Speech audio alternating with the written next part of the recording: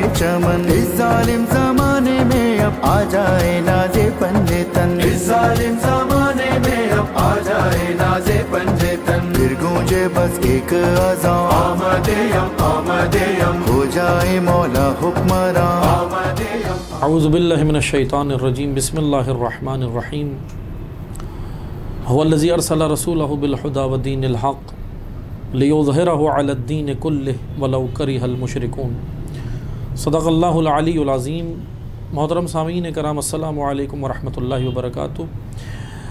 آپ سب کی خدمت میں روز ولادت باسعادت حضرت حجت ولی اللہ العظم جانشین رسول حضرت امام محمد مہدی آخر الزمان علیہ الصلاۃ والسلام کی مبارکباد پیش کرتا ہوں۔ 15 شعبان المعظم امام کی ولادت باسعادت کا روز ہے، اور دعا گوئیں اللہ تعالیٰ امام کے ظہور میں تعجیل فرمائے۔ میں چند چیزیں امام کی غیبت کے حوالے سے، ظہور کے حوالے سے اور عوام کی رسپانسبلٹیز اور ذمہ داریوں کے حوالے سے بیان کروں گا۔ پہلی چیز اللہ تعالیٰ کا اعلان ہے قرآن کریم میں، خدا کا وعدہ ہے مومنین سے قرآن کریم میں۔ خدا کا اعلان ہے کہ هو الذی ارسل رسولہ بالہدی، ہم نے یہ رسول بھیجا ہے، مبعوث کیا ہے۔ کس کام کے لیے؟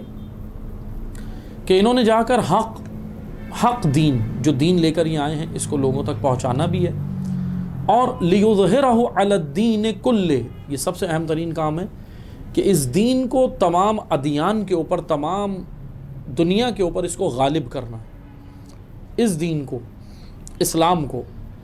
اچھا، دین اسلام آ بھی گیا، دین اسلام رسول اللہ کے قلب نورانی پر نازل بھی ہو گیا، دین اسلام امت تک پہنچ بھی گیا، آ بھی گیا، دین اسلام نافذ بھی ہوا۔ مدینہ میں حضور نے ریاست قائم کی، بہترین اسلامی ریاست، اور اس کی قلمرو کافی دور دور تک پھیلی گئی، اسلام پھیلا، نفاذ بھی ہوا۔ لیکن ایک اور کام قرآن میں اللہ تعالیٰ کہہ رہا ہے کہ یہ دین غالب بھی ہوگا۔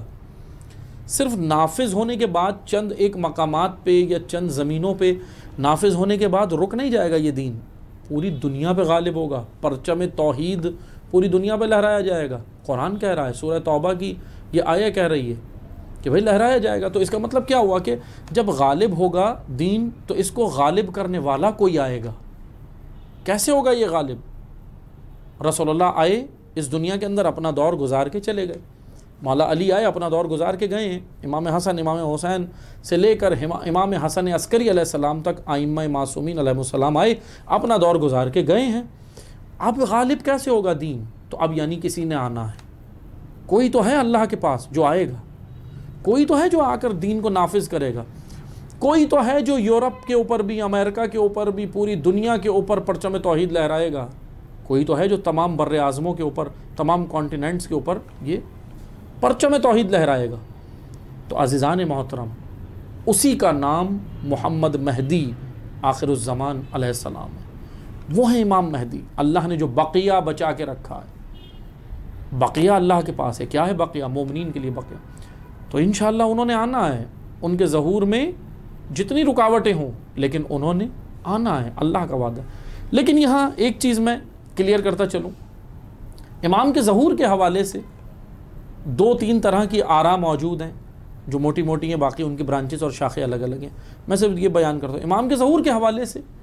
بعض ایک آراء یہ ہے کہ جی امام جب آئیں گے جب پوری دنیا ظلم و جور سے بھر چکی ہوگی۔ دوسری آراء یہ ہے کہ امام جب آئیں گے جب پوری دنیا میں بہترین ماحول بن جائے گا۔ سوال یہ بنتا ہے، میں آپ سے سوال کرتا ہوں پھر اس کا جواب بھی دوں گا۔ ایک نظریہ ہے، یعنی انتظار کرنے والوں کے یہ نظریات ہیں، منتظرین امام کے یہ نظریات ہیں۔ ایک نظریہ یہ ہے، ایک تعمیری انتظار ہے، ایک تخریبی انتظار ہے۔ 2 طرح کے انتظار ہیں۔ تعمیری انتظار یہ ہے کہ معاشرے کو ڈیولپ کرو، بہتر کرو، اپنے آپ کو بہتر کرو، امام آئیں گے، امام کے ظہور کی زمینہ سازی ہوگی۔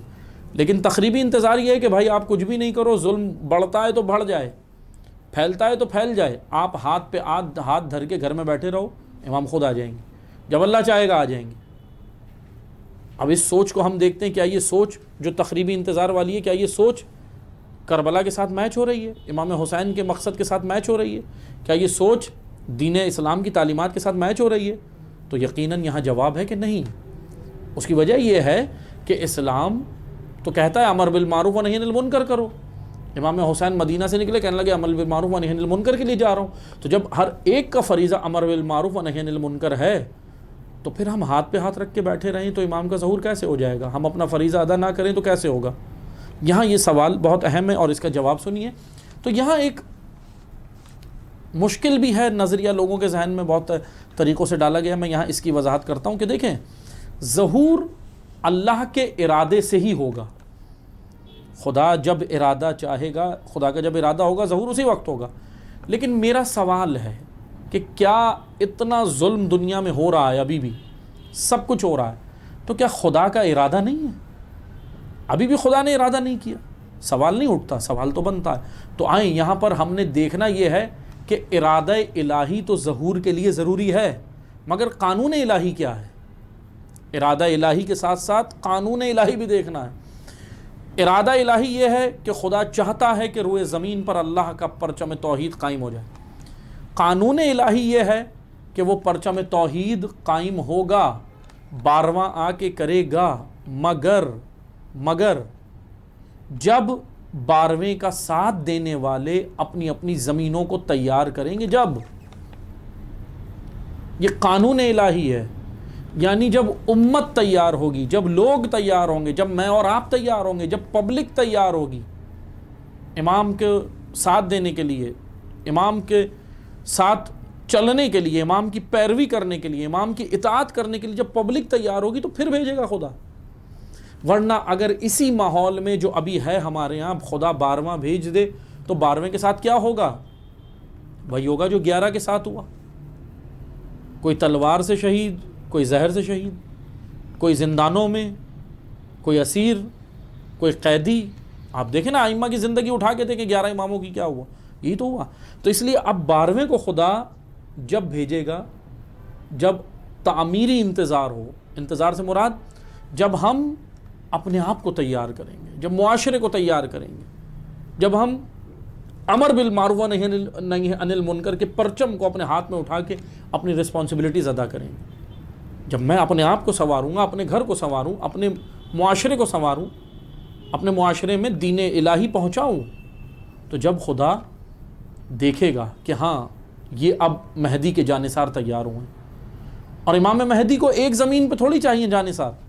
ہم یہ سمجھے بھائی ایران تیار ہو جائے امام آ جائیں، عراق تیار ہو جائے تو امام آ جائیں، لبنان والے تیار ہو جائیں، یمن والے تیار ہو جائیں، نائجیریا والے تیار ہو جائیں، بحرین والے تیار ہو جائیں تو امام آ جائیں۔ تو سوال یہ بنتا ہے پورا مڈل ایسٹ تیار ہو جائے، پاکستان تیار نہ ہو، ہم کیا کریں گے؟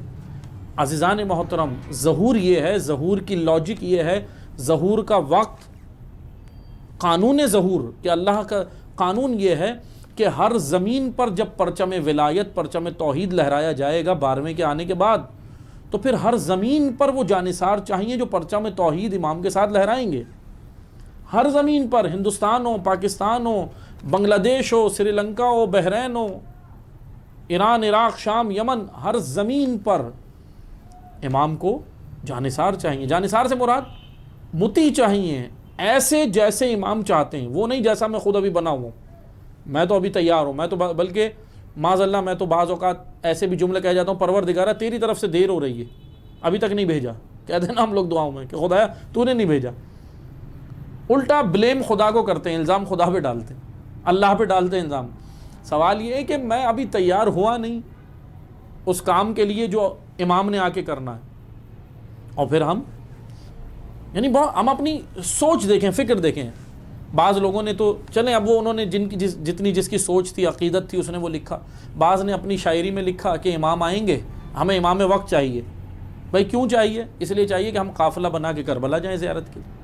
ایک نے لکھا جب امام آئیں گے تو ہم قافلہ بنا کے کعبے میں جائیں گے اور امام حسین کی ولادت کا کیک کعبے میں کاٹیں گے۔ اللہ اکبر! ہم مجھے بتائیں معذرت کے ساتھ، امام زمانہ اس لیے چاہیے، یہ کام آپ خود کر لیں جا کے، قافلہ سالار دیکھیں، آپ کو قافلہ سالار چاہیے یا امام وقت چاہیے؟ یہ پہلے سوچیں. ہم اللہ سے ڈیمانڈ تو کر رہے ہیں خدایا بھیج دے، چاہیے کیا؟ جو ہمیں زیارتیں کرا دے خالی، جو ہمیں حج پہ لے جائے؟ نہیں، 12واں زیارتیں کرانے اور حج کرانے نہیں آئے گا، 12واں زیارتیں بچانے اور حج کو بچانے آئے. اور کرنے میں آسانی ہے، بچانے میں سرمایہ لگتا ہے، جان جاتی ہے. کرنا کتنا آسان ہے. 8 ذی الحج 60 ہجری ہزاروں لوگ آ رہے تھے مکہ میں حج کرنے. حسین ابن علی علیہ السلام سے کہتے ہیں مولا حج چھوڑ کے جا رہے ہیں. احمق ہیں، بے وقوف تھے، سمجھے نہیں.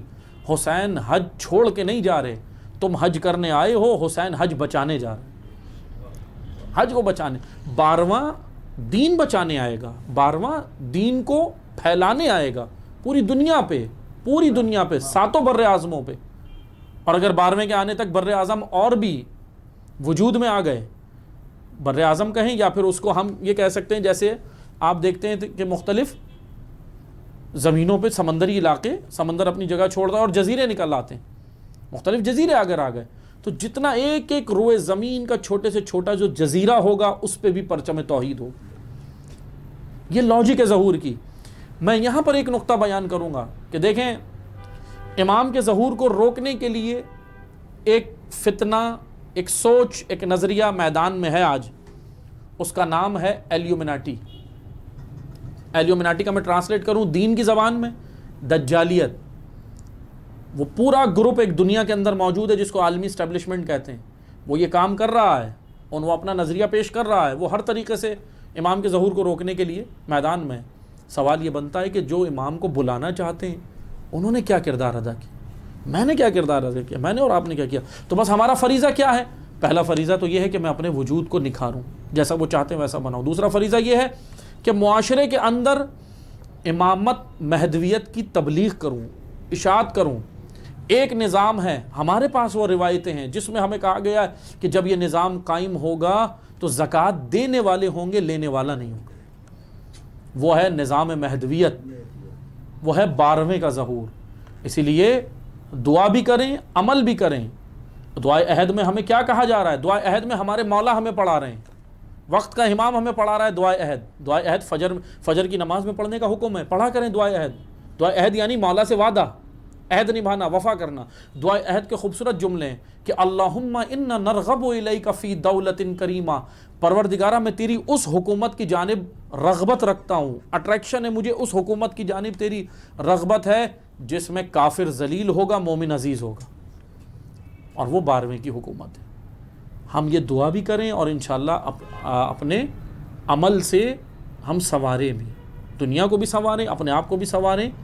دعا کے ساتھ ساتھ عمل کی بھی ضرورت ہے تاکہ ہم امام کے ظہور کے قریب ہو جائیں. دعا کرتے ہیں اللہ تعالیٰ جلد از جلد اپنی حجت کا ظہور فرمائے اور دنیا سے ظلم و جور کا خاتمہ ہو، ظالمین نابود ہوں، مظلومین کو کامیابی عطا فرمائے. والسلام علیکم ورحمۃ اللہ وبرکاتہ.